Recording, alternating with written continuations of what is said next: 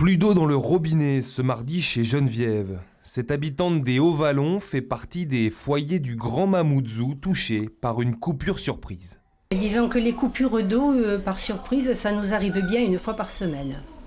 Ça devient compliqué quand même, hein. À force, c'est très difficile, surtout quand on a des petits-enfants, de pouvoir gérer tout ça. Le coupable, c'est toujours le même, le manganèse. Depuis les vacances, les différentes cuves entre Bouyouni et Mamoudzou sont nettoyées pour en finir avec la crise liée à l'excès de manganèse dans l'eau débutée le 19 novembre dernier. Hier, c'était au tour de celle de 1000 mètres cubes de Majicavoba.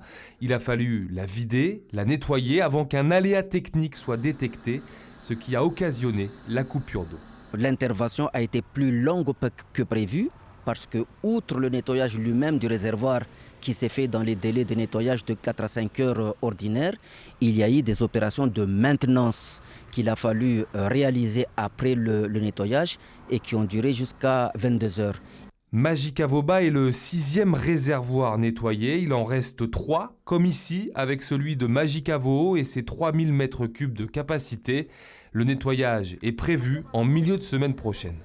Tous les réservoirs qui ont été nettoyés, les mesures après réservoir montrent des taux de manganèse largement en dessous des normes requises. Ça veut dire que la crise du manganèse est résolue?